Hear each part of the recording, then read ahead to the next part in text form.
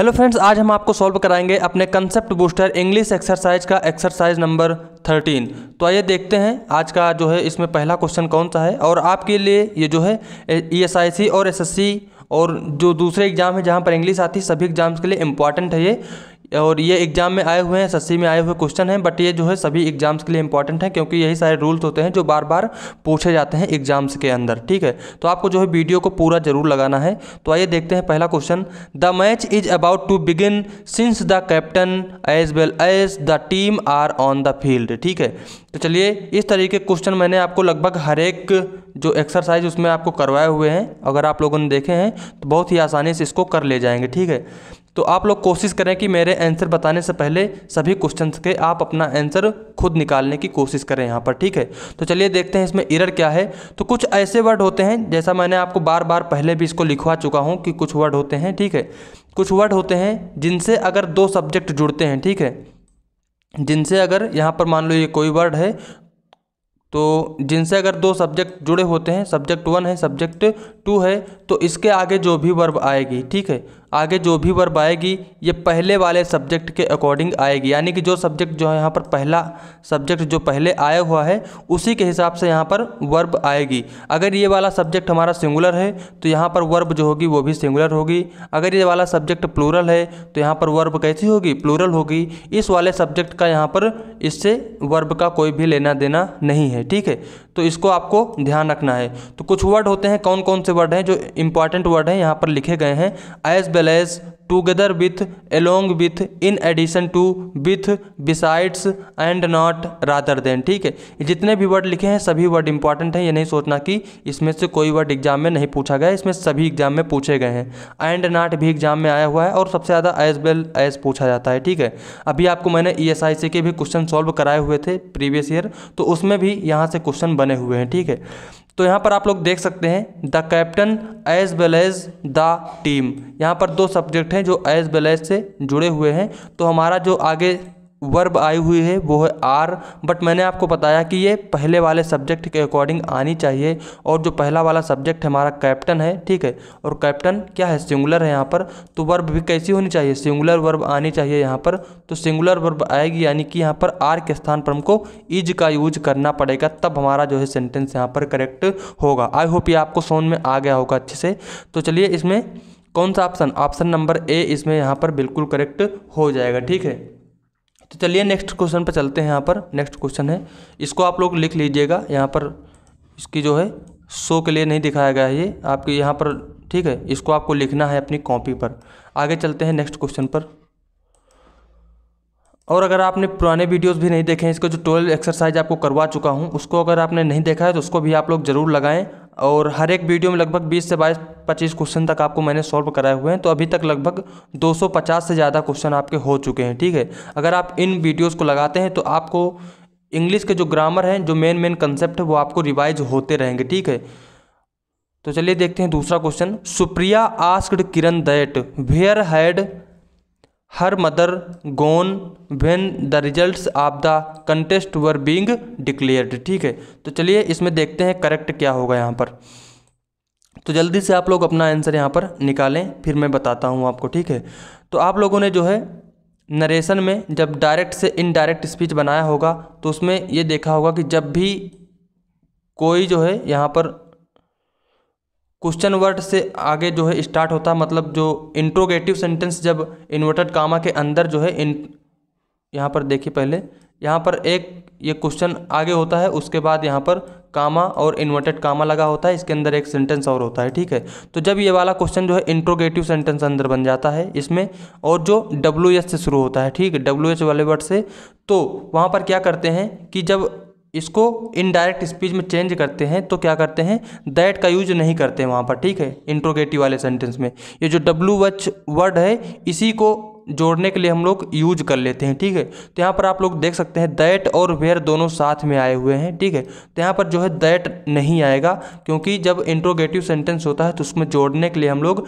इसी WH word का use कर लेते हैं। ठीक है, और आगे आप लोग देखेंगे इसमें थोड़ा सा और है एरर यहाँ पर। देखिए जो हेल्पिंग वर्ब है, ये सब्जेक्ट के पहले आई हुई है, जबकि जब हम लोग डायरेक्ट से इनडायरेक्ट में चेंज करते हैं तो आगे का जो सेंटेंस होता है उसको अफर्मेटिव कर देते हैं, ठीक है। तो यहाँ पर जो है हैड अपने सब्जेक्ट के बाद में आएगा, तो हर मदर हैड यहाँ पर आपका करेक्ट होगा, ठीक है। तो सेंटेंस हमारा क्या बनना चाहिए, where her mother had gone, ठीक है। तो ये हमारा करेक्ट होना चाहिए। तो आई होप आप लोगों को ये समझ में आ गया होगा। अब चलिए देखते हैं कौन सा ऑप्शन हमारा करेक्ट होगा। तो ऑप्शन नंबर ए यहाँ पर हमारा जो है बिल्कुल करेक्ट होगा। ये CGL 2019 में आया हुआ क्वेश्चन है, ठीक है।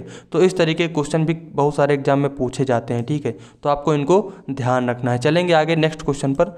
नेक्स्ट क्वेश्चन है हमारा, यहाँ पर देखेंगे on the way he was beated on his toe by a poisonous snake, ठीक है। तो चलिए आप लोग इसको सॉल्व करें जल्दी से। यहाँ पर देखते हैं कि करेक्ट आंसर इसमें क्या होना चाहिए।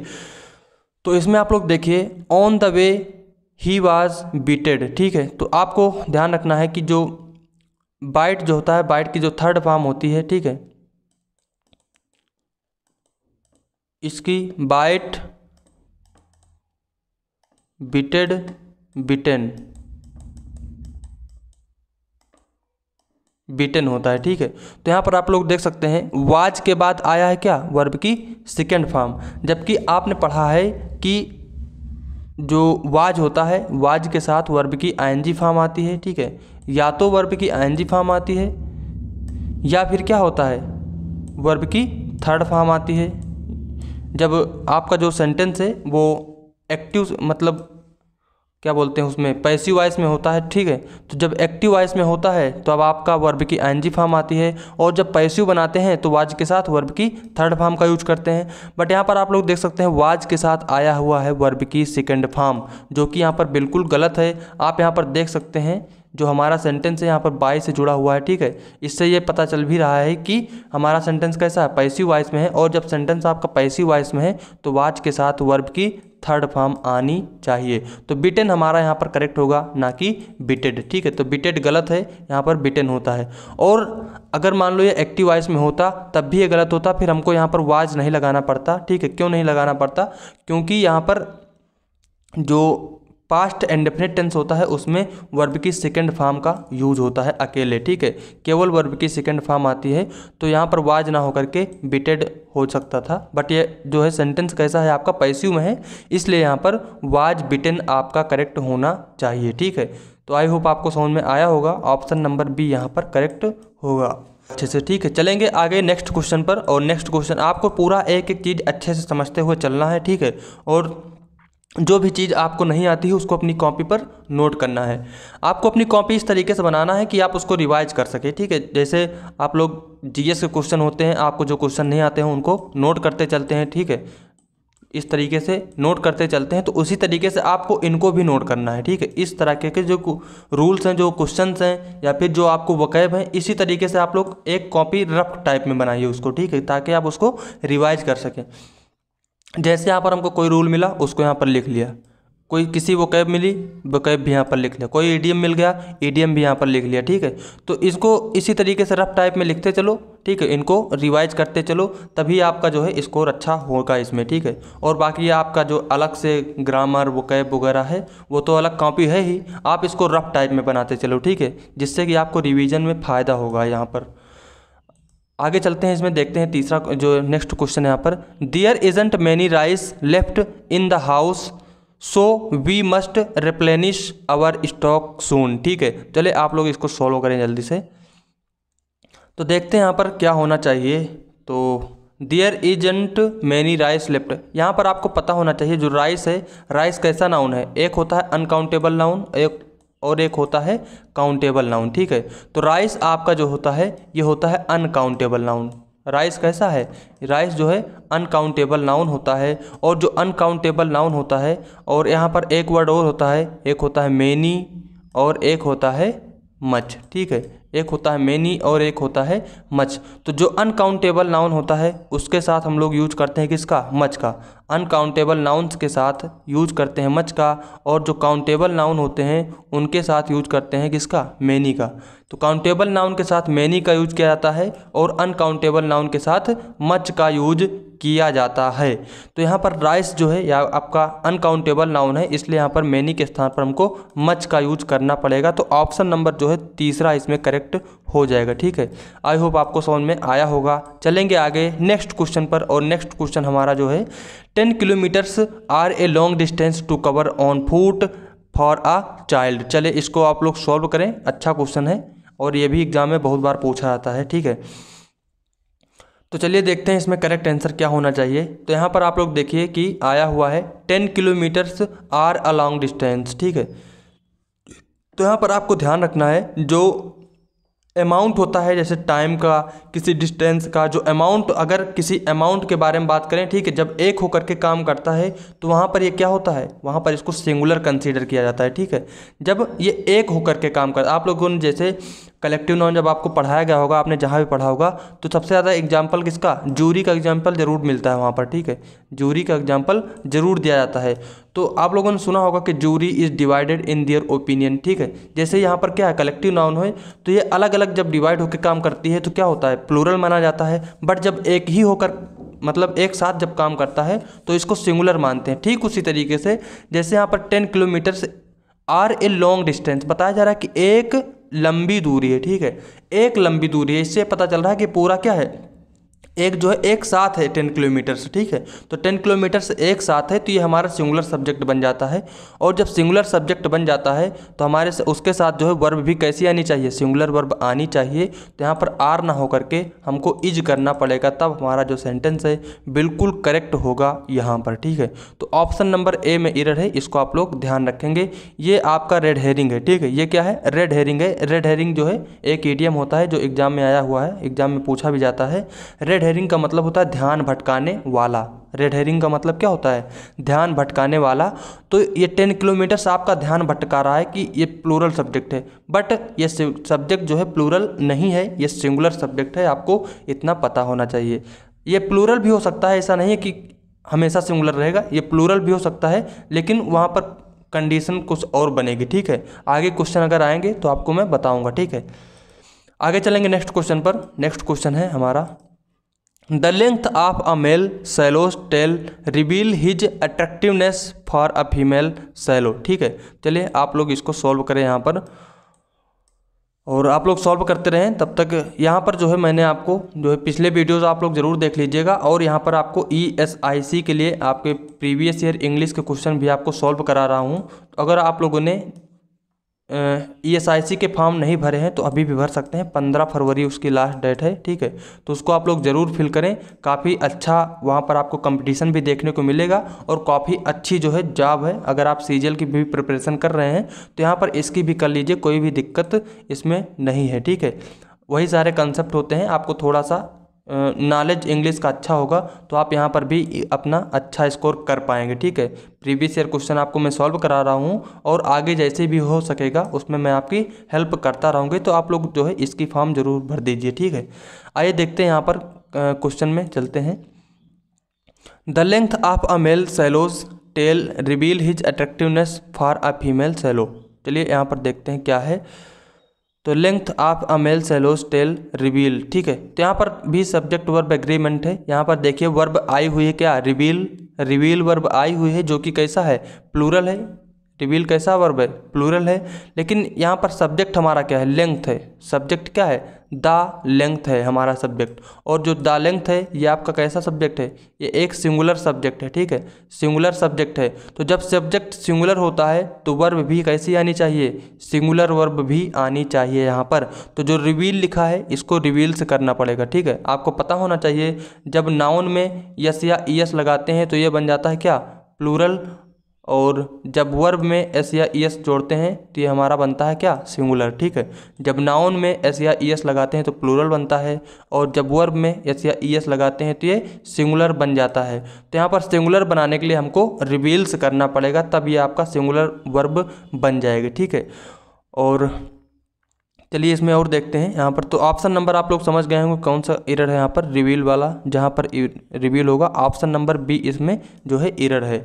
अब ये सब्जेक्ट जो है आपको यहाँ पर ध्यान रखना है कि जो हमारा सब्जेक्ट होता है किसी भी सेंटेंस का, वो प्रीपोजिशन के बाद नहीं, प्रीपोजिशन के पहले आता है। ठीक है, एक चीज़ आपको ध्यान रखना है कि जो प्रीपोजिशन होता है, जैसे यहाँ पर ऑफ प्रीपोजिशन आया है, तो प्रीपोजिशन के बाद जो चीज़ आता है वो प्रीपोजिशन का ऑब्जेक्ट कहलाता है। उसको क्या बोलते हैं? प्रीपोजिशन का ऑब्जेक्ट कहते हैं। और एक बात बताइए, जब कोई चीज़ ऑब्जेक्ट है, वो ऑब्जेक्ट बन गया है तो वो सब्जेक्ट बन ही नहीं सकता है कभी। ठीक है, जो चीज़ ऑब्जेक्ट बन गई है, ये जो मेल सेलोज है, ये क्या है? ऑफ प्रीपोजिशन का ऑब्जेक्ट है। ठीक है, जो ऑफ के बाद जो नाउन वगैरह आता है, इसको प्रीपोजिशन का ऑब्जेक्ट कहा जाता है। और जो चीज़ ऑब्जेक्ट है वो फिर सब्जेक्ट नहीं बन सकता है। ठीक है, तो सब्जेक्ट कौन सा होता है? जो पहले प्रीपोजिशन के पहले आने वाला जो नाउन होता है वही हमारा सब्जेक्ट होता है। इसको आप लोग लिख लेना कि पहले प्रीपोजिशन के पहले आने वाला नाउन जो है वही हमारा सब्जेक्ट होता है। यहाँ पर आपको एग्जाम में और भी क्वेश्चन मिलते हैं, जैसे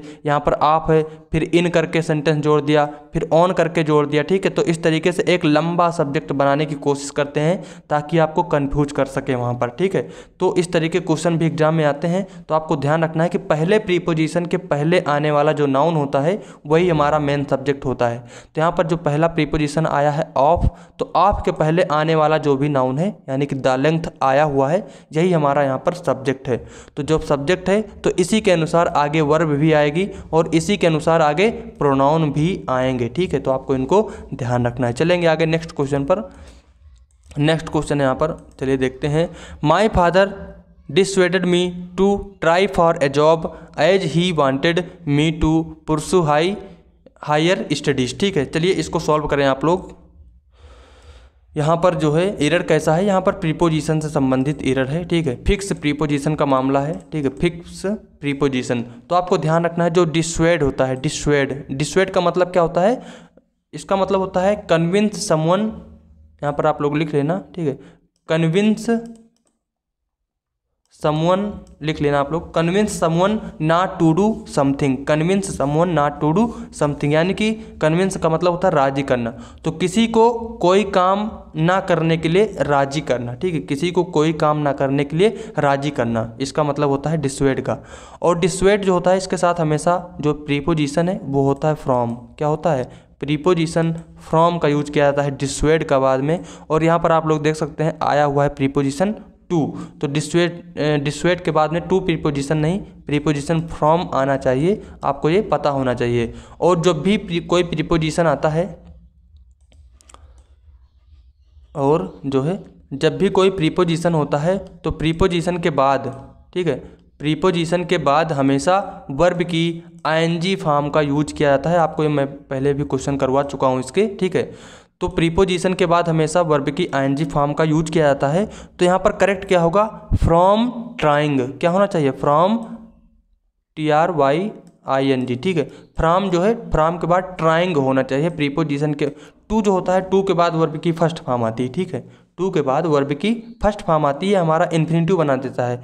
बट जनरली अगर टू एक ये इन्फिनिटिव है, ठीक है, लेकिन जब टू प्रीपोजिशन के रूप में आएगा तो इसके बाद में जो है वर्ब की आईएनजी फॉर्म यूज होती है। ठीक है, जैसे आप लोगों ने पढ़ा होगा लुक फॉरवर्ड टू। ठीक है, लुक फॉरवर्ड टू है जैसे, तो उसके बाद भी वर्ब की आईएनजी फॉर्म आती है टू के बाद में। ठीक है, तो जो प्रीपोजिशन होता है, प्रीपोजिशन के बाद में हमेशा वर्ब की आईएनजी फॉर्म आती है। और आपको ये भी ध्यान रखना है कि जो डिस्वेड होता है, डिस्वेड के साथ प्रीपोजिशन फ्रॉम का यूज होता है। ठीक है, तो यहाँ पर जो करेक्ट होगा फ्रॉम ट्राइंग आपका करेक्ट होना चाहिए। ठीक है, तो ऑप्शन नंबर देखेंगे कौन सा?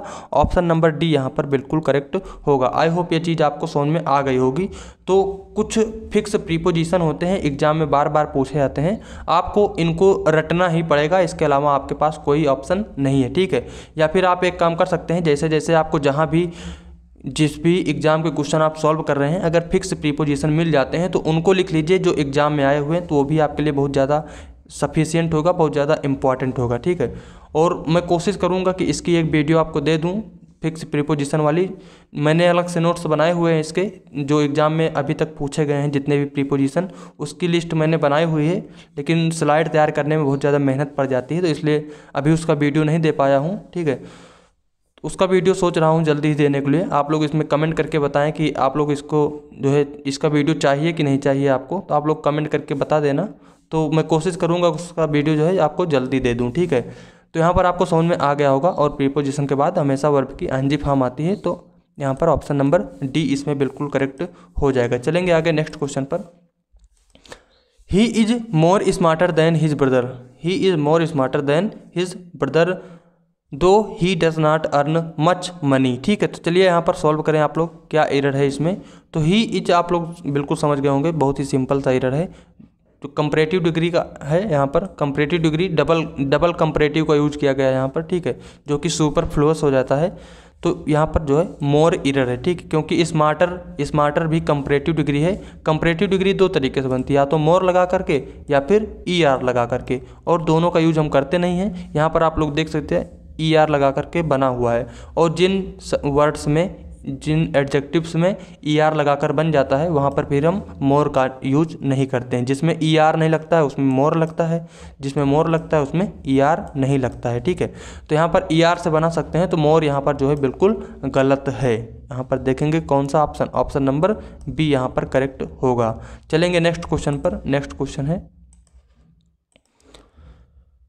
नेक्स्ट क्वेश्चन हमारा है इसमें, the child along with his parents were waiting for the programme to begin. तो आप लोग इसको जल्दी से सॉल्व करें। ठीक है, तो अभी इसके मैंने पहला जो क्वेश्चन था इसका कंसेप्ट आपको बता दिया था। ठीक है, बिल्कुल वही क्वेश्चन है, और देखिए उसी एग्जाम में उसी दिन पूछा गया है ये। ठीक है, तो यहाँ पर देख सकते हैं अलोंग विथ से दो सब्जेक्ट जुड़े हुए हैं, अलोंग विथ से। ठीक है, जब दो सब्जेक्ट हमने आपको बताया कि अलोंग विथ से जुड़े हुए होते हैं, तो जो हमारा वर्ब होती है वो पहले वाले सब्जेक्ट के अकॉर्डिंग आती है। तो पहला वाला सब्जेक्ट है द चाइल्ड, जो कि है सिंगुलर, तो वर्ब भी कैसी आएगी, सिंगुलर वर्ब आनी चाहिए। जो वर्ब है यहाँ पर गलत है, यहाँ पर वाज हमारा करेक्ट होना चाहिए। आप लोगों को समझ में आ गया होगा कि कितना इंपॉर्टेंट रूल है ये। ठीक है, तो इसको आपको ध्यान रखना है। ठीक है, as well as, with, together with, in addition to, and not, ये वर्ड्स होते हैं रादर देन। ठीक है, जिनसे अगर दो सब्जेक्ट जुड़ते हैं तो वर्ब हमेशा पहले वाले सब्जेक्ट के अनुसार आती है।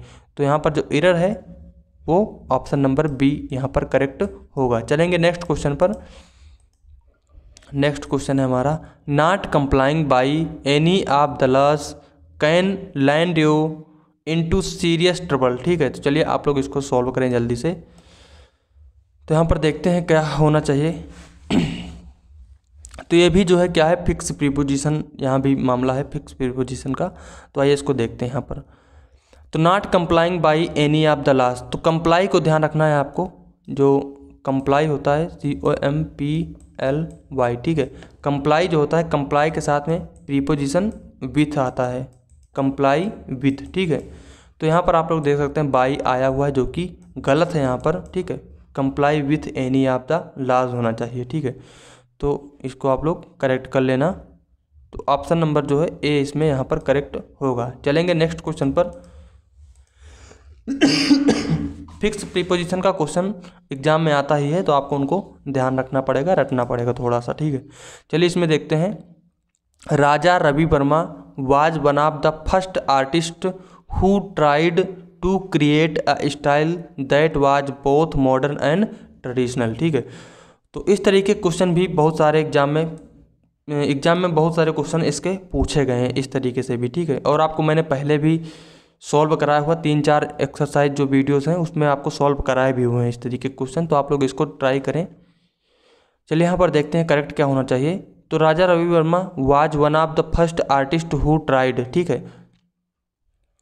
तो यहाँ पर आप लोग देख सकते हैं कि one of the first artist, error इस पार्ट में है। क्या एरर है कि आपको मैंने बार बार बताया कि जब भी वन ऑफ द आता है, ठीक है, वन ऑफ द आता है, तो इसके बाद जो सब्जेक्ट होता है वो हमारा होता है कैसा, प्लूरल। सब्जेक्ट कैसा होता है वन ऑफ द के बाद, प्लूरल होता है। तो यहाँ पर आप लोग देख सकते हैं जो फर्स्ट आर्टिस्ट लिखा हुआ है ये गलत है। ठीक है, यहाँ पर होना चाहिए one of the first artist. ठीक है, आर्टिस्ट होना चाहिए, यहाँ पर S लगेगा, इसको प्लूरल बनाना पड़ेगा, तब हमारा जो सेंटेंस है बिल्कुल करेक्ट होगा। तो ऑप्शन नंबर देखेंगे, ऑप्शन नंबर D यहाँ पर करेक्ट है, one of the first artists. ठीक है, ये हमारा करेक्ट हो जाएगा। चलेंगे नेक्स्ट क्वेश्चन पर।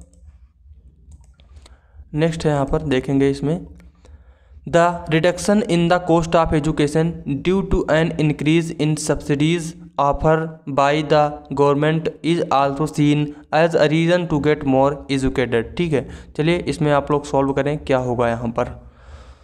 तो आइए आपको बताते हैं यहाँ पर, the deduction in the cost, deduction मतलब कटौती करना या फिर छूट देना इस तरीके से, in the cost of education due to an increase in subsidies. ठीक है, offer by the government is also, तो यहाँ पर आप लोग देख सकते हैं वर्ब आई हुई है ऑफर, ठीक है, ऑफर एक वर्ब है, तो यहाँ पर ये वो नहीं, यहाँ पर करेक्ट होना चाहिए वर्ब की सेकंड फॉर्म, ठीक है, ऑफर्ड यहाँ पर होना चाहिए, तब हमारा जो सेंटेंस है करेक्ट होगा, ठीक है, क्योंकि गवर्नमेंट ने इसकी जो है सब्सिडी का ऑफर पहले दे चुके हैं। जब कोई काम पहले होता है तो वहाँ पर हम लोग पास्ट का यूज करते हैं। तो offered by the government is also seen as a reason to get more educated, ठीक है। तो ऑप्शन नंबर जो है यहाँ पर सी यहाँ पर करेक्ट होगा। ऑफर के स्थान पर हमको ऑफर्ड का यूज करना पड़ेगा। चलेंगे नेक्स्ट क्वेश्चन पर। नेक्स्ट क्वेश्चन है unless you did not do your homework you will be punished, ठीक है, सेड द टीचर। तो चलिए इसको आप लोग सॉल्व करें जल्दी से। Unless you did not do your homework, ठीक है। तो आइए यहाँ पर देखते हैं करेक्ट क्या होगा। तो इसमें ऑप्शन में देखते हैं unless you did not you will be punished, ठीक है। तो यहाँ पर जो एरर है, आपको एक चीज़ तो पता होगा, जो अनलेस होता है, अनलेस के बाद हम कोई निगेटिव वर्ड यूज नहीं करते, जैसे नॉट हो गया, नो हो गया, तो इस तरीके के वर्ड नहीं आते हैं अनलेस के बाद में, ठीक है। एक तो बात ये हो गई, बट यहाँ पर गलती कुछ और है, यहाँ पर आपको बताया है मैंने। तो आप यहाँ पर ये भी सोच सकते हैं कि अनलेस आया हुआ है तो यहाँ पर जो है नॉट गलत है, ठीक है। एक चीज़ तो आप सोच सकते हैं यहाँ पर, बट जो मेन एरर है आपको एक जो यहाँ पर आप देख सकते हैं, जो सेंटेंस हमारा कैसा है, कंडीशनल सेंटेंस है, और कंडीशनल सेंटेंस में अनलेस का यूज नहीं करते हैं, इफ़ का यूज करते हैं, ठीक है। इफ़ होता है और उसके बाद जो हमारा सेंटेंस होता है कंडीशनल वाला वो शुरू होता है, ठीक है। तो इफ़ यू, अब आप लोग देख सकते हैं यहाँ पर हमारा जो सेंटेंस है ये वाला कैसा है, फ्यूचर में है, तो यहाँ पर प्रेजेंट होता है, ठीक है। इफ़ प्लस प्रेजेंट टेंस, उसके बाद आगे आता है फ्यूचर टेंस, ठीक है, उसके बाद आगे होता है फ्यूचर टेंस। यहाँ पर if you do not do होना चाहिए, ठीक है। इफ़ यू, यहाँ पर डिड भी नहीं होगा, नॉट तो सही है, ठीक है, नॉट यहाँ पर होगा, नॉट जो है यहाँ पर होगा, यहाँ पर डिड नहीं होगा, और डिड के स्थान पर हमको डू करना पड़ेगा, ठीक है, क्योंकि प्रेजेंट इंडेफिनिट टेंस में डू आता है। तो unless you do not do, यहाँ पर डबल डू आ गए हैं, तो इसका मतलब ये नहीं, ये एक हेल्पिंग वर्ब है और एक मेन वर्ब है, ठीक है। Your homework you will be punished, और इस तरीके का जो स्ट्रक्चर मैंने आपको पहले भी कई बार बता चुके हैं इसी सीरीज में, कि ये एक कंडीशनल सेंटेंस होता है, जब इसमें यहाँ पर प्रेजेंट होता है तो आगे फ्यूचर टेंस का यूज होता है, ठीक है। इसका स्ट्रक्चर भी आपको मैं लिखवा चुका हूँ पहले भी, ठीक है। तो ऑप्शन नंबर जो है डी करेक्ट होगा। आप ये भी सोच सकते थे कि अनलेस के बाद नॉट नहीं आएगा, बट गलती कुछ और है, लेकिन आप ये भी यहाँ पर सोच सकते थे, ठीक है। आगे चलेंगे नेक्स्ट क्वेश्चन पर। Next question, there is many modes of travel to go to Agra but I prefer road travel. तो आइए इसको देखते हैं क्या होगा यहाँ पर। तो इसमें देखते हैं there is many modes of travel, ठीक है। आप लोग इसको सॉल्व करें जल्दी से। तो आइए देखते हैं यहाँ पर, there is many modes of travel to go to Agra but I prefer road travel, ठीक है। तो चलो आप लोग इसमें सॉल्व करो जल्दी से। यहाँ पर देख लेंगे क्या है एरर।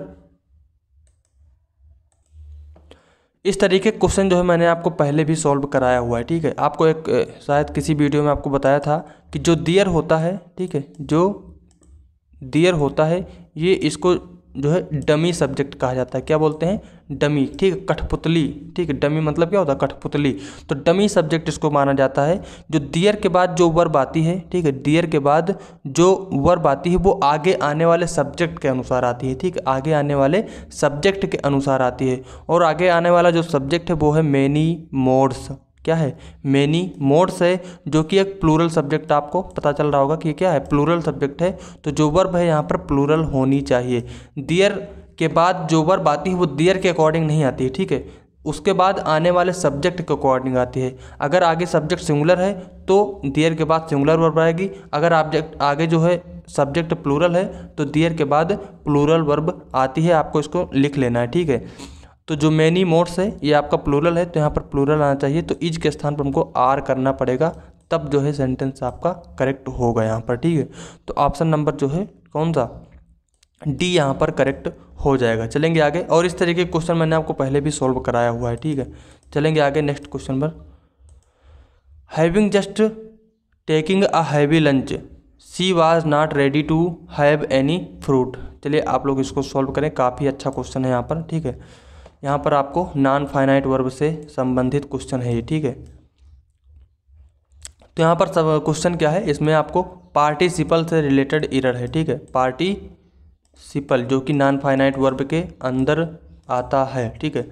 पार्टिसिपल, और इसमें क्या है, पार्टिसिपल में भी पार्टिसिपल आपको पता होगा 3 प्रकार के होते हैं, प्रेजेंट, पास्ट, परफेक्ट पार्टिसिपल, ठीक है। तो यहाँ पर पास्ट पार्टिसिपल है, ठीक है। पार्टिसिपल का कौन सा पार्ट है, यहाँ पर पास्ट पार्टिसिपल का रूल लगेगा। जबकि आपको पता होगा पास्ट पार्टिसिपल में क्या होता है कि हैविंग जो होता है, हैविंग के साथ में वर्ब की थर्ड फॉर्म का यूज करते हैं, ठीक है। हैविंग के साथ में वर्ब की थर्ड फॉर्म का यूज करते हैं, और जब पैसिव बनाते हैं तो हैविंग बीन प्लस वर्ब की थर्ड फॉर्म हो जाता है, ठीक है। तो यहाँ पर हैविंग के बाद यहाँ पर आप लोग देख सकते हैं कि वर्ब की आईएनजी फॉर्म आई हुई है, जो कि गलत है। होना क्या चाहिए, हैविंग के बाद वर्ब की थर्ड फॉर्म। तो having just taken a heavy lunch, ठीक है। टेक, टूक, टेकन, टेक की जो तीनों फॉर्म होती है कौन कौन सी होती है, टेक, टूक होता है सेकेंड फॉर्म, और थर्ड फॉर्म होती है टेकन, ठीक है। तो यहाँ पर होना चाहिए टेकन, तब आपका जो है सेंटेंस करेक्ट होगा। तो ऑप्शन नंबर बी इसमें करेक्ट होगा, टेकिंग के स्थान पर टेकन होना चाहिए, ठीक है। तब आपका जो है सेंटेंस करेक्ट हो जाएगा। तो पास्ट पार्टिसिपल का मामला है, यहाँ पर पास्ट पार्टिसिपल में जो आता है वो होता है हैविंग प्लस वर्ब की थर्ड फॉर्म। चलेंगे आगे नेक्स्ट क्वेश्चन पर।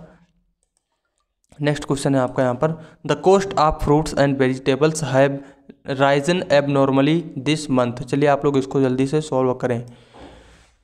तो आइए देखते हैं यहाँ पर, the cost of fruits and vegetables have Ryzen. तो अभी हमने आपको एक चीज़ यहाँ पर समझाई थी, उसी से संबंधित क्वेश्चन है यहाँ पर, ठीक है। हमने आपको बताया था कि रेड हेरिंग होते हैं कुछ सब्जेक्ट, ठीक है। जैसे यहाँ पर आप लोग देख सकते हैं वर्ब कैसी आई हुई है, प्लूरल आई हुई है, और आप लोग समझ सकते हैं कि फ्रूट्स और वेजिटेबल्स के अकॉर्डिंग यहाँ पर ये प्लूरल है, इसलिए यहाँ पर प्लूरल होगा।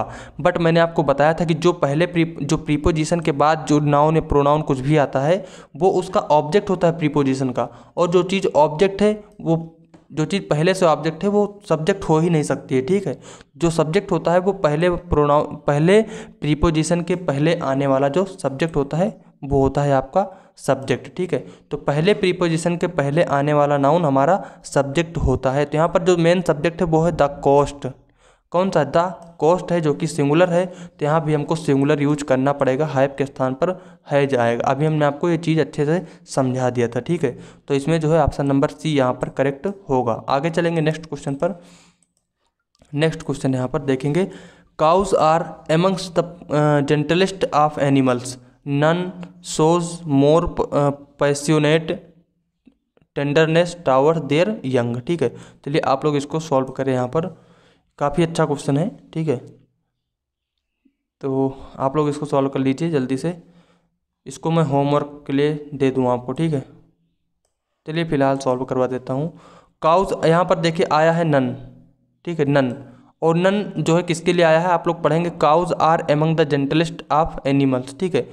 जेंटलेस्ट मतलब कह सकते हो जो मतलब जेंटल हो, ठीक है, मतलब सभ्य कह सकते हो, ठीक है। काउज जो है are the amongst the gentlest of animal, ठीक है। तो जो अच्छे एनिमल हैं, जो अच्छे जानवर मतलब सभ्य तरीके से, या फिर जेंटल जो हैं, ठीक है, दयाल क्या कह सकते हो, जेंटल को, और ठीक है सब भी मानो, ठीक है। तो जो अच्छे एनिमल्स हैं उनमें से काऊ भी है, ठीक है। तो आगे आया है nun shows more passionate tenderness tower their young. तो जो नन है ये किसके लिए आया है, यहाँ पर काउस के लिए यूज हुआ, ठीक है। नन का मतलब क्या होता है, कोई नहीं। नन का मतलब क्या होता है, कोई नहीं, ठीक है, कोई नहीं होता है। बट यहाँ पर आप लोग देखो नन जो है काउस के लिए आया है, ठीक है। काउस आपका कह रहा है प्लूरल सब्जेक्ट है, काउस आपका जो है प्लूरल सब्जेक्ट है, और नन कैसा है, यहाँ पर नन इसी काउस के लिए आया है। तो यानी कि नन भी आपका प्लूरल होना चाहिए, ठीक है। नन भी आपका क्या होना चाहिए, प्लूरल होना चाहिए, क्योंकि ये काउस के लिए यूज हुआ है, जो कि काउस क्या है, प्लूरल है। दो से ज़्यादा काउस के बारे में बात की जा रही है, क्योंकि यहाँ पर प्लूरल बनाया गया है, तो दो से अधिक यानी सभी काउस की बात करी जा रही है। ठीक है, तो ये सभी काउस के लिए आया हुआ है नन, तो ये भी हमारा एक प्लूरल सब्जेक्ट कंसीडर किया जाएगा प्लूरल। ठीक है, तो जब प्लूरल होगा तो इसके आगे आने वर्ब भी कैसी होनी चाहिए, वो भी प्लूरल होनी चाहिए। तो यहाँ पर सोज नहीं, सो करेक्ट होना चाहिए। ठीक है, यहाँ पर सो होना चाहिए। तो ऑप्शन नंबर जो है कौन सा, ऑप्शन नंबर ए इसमें यहाँ पर करेक्ट होना चाहिए। ठीक है, इसके अकॉर्डिंग नन आया है, तो नन भी एक प्लूरल सब्जेक्ट माना जाएगा। ठीक है, यहाँ पर और जब प्लूरल माना जाएगा तो आगे वर्ब भी प्लूरल आएगी, तो सोच के स्थान पर हमको सो का यूज करना पड़ेगा, तब हमारा जो सेंटेंस है वो करेक्ट होगा। ठीक है, आई होप आपको समझ में आया होगा। चलेंगे आगे नेक्स्ट क्वेश्चन पर। चलिए इसको सॉल्व करें। Although there are more than 100 known elements they rarely occur at a pure state. ठीक है, चलिए ये भी काफ़ी अच्छा है, यहाँ पर जो है प्रीपोजिशन से संबंधित है, तो आप लोग इसको जल्दी से सॉल्व करें। ठीक है, तो यहाँ पर आइए बताते हैं आपको। तो जो एरर है आपका इस पार्ट में है यहाँ पर। ठीक है, एरर जो है आपका इस पार्ट में है, और इसका जो है इस तरीके क्वेश्चन पहले भी आ चुका है एग्जाम में। ठीक है, तो एरर क्या है, यहाँ पर जो ऐड प्रीपोजिशन है ना, इसके स्थान पर आएगा प्रीपोजिशन इन। जो ऐड प्रीपोजिशन है इसके स्थान पर आएगा इन। इन क्यों आएगा, जो प्रीपोजिशन इन होता है इसका यूज